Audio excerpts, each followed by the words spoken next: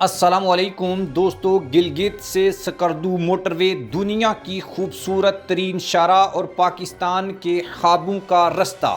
اگر دنیا میں کوئی سڑک جنت کی وادیوں سے گزرتی ہو، برف پوش پہاڑوں کو چھوتی ہو، بادلوں سے باتیں کرتی ہو اور دریاؤں کے ساتھ ساتھ بہتی ہو تو وہ سڑک ہوگی دوستو گلگت سکردو موٹر وے ہو سکتی ہے۔ یہ صرف ایک موٹر وے نہیں، یہ پاکستان کے شمالی علاقوں کی تقدیر بدلنے والا منصوبہ ہے، اور اگر یہ منصوبہ ٹھیک اپنے وقت پر مکمل کر لیا جائے تو یہ پاکستان میں سیاحوں کا وہ سیلاب لا سکتا ہے اور شمالی علاقوں کو ترقی دے کر سوئٹزرلینڈ اور یورپی علاقوں کے ہم پلہ کھڑا کر سکتا ہے، ایک خواب جو مانسہرہ سے سکردو تک جاتا ہے۔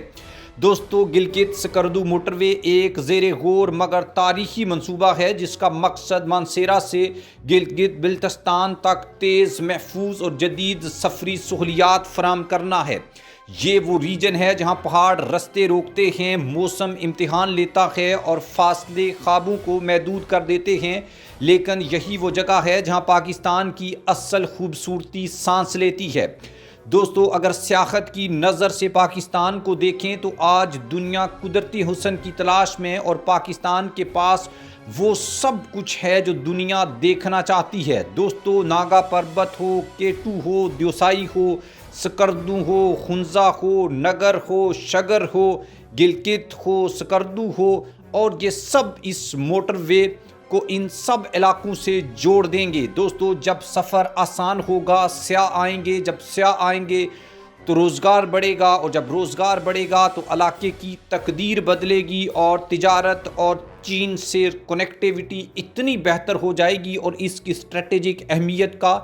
کوئی اندازہ نہیں لگایا جا سکتا۔ یہ موٹر وے صرف سیاحت کے لیے نہیں، یہ تجارت کے لیے بھی ایک گیم چینجر ہے۔ دوستو، پاکستان چین اقتصادی راہداری سی پیک کو مضبوط بنانے کے لیے شمالی علاقوں کی کنیکٹیویٹی اتنی انتہائی ضروری ہے۔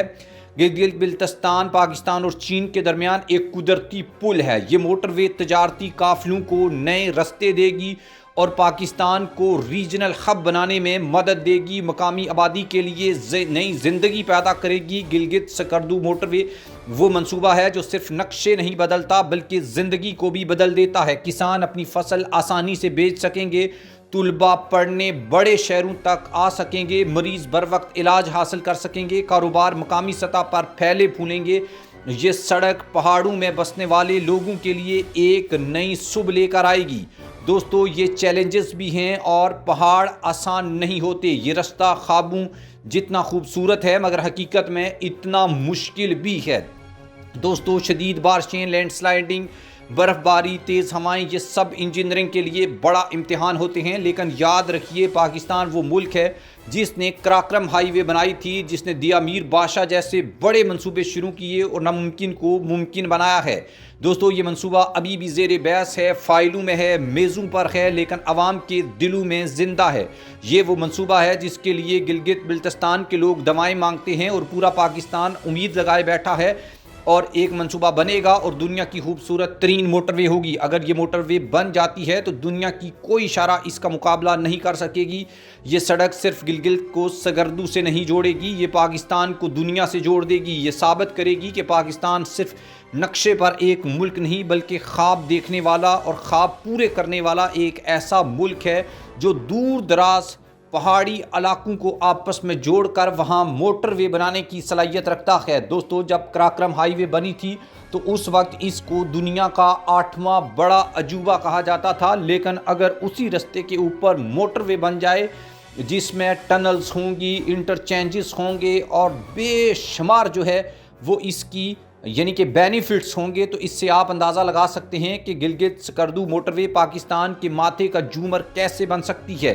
بس ضرورت اس بات کی ہے کہ فیصلہ کیا جائے، ہمت کی جائے اور ویژن کو آگے بڑھایا جائے، کیونکہ جس قوم نے پہاڑوں میں رستے بنا لیے ہوں اسے کوئی روک نہیں سکتا۔ دوستو، اسٹریٹجکلی سکردو اور گلگت موٹر وے انتہائی اہم ہے کیونکہ کنیکٹیویٹی زیادہ ہوگی، رسپانس ٹائم بڑھے گا،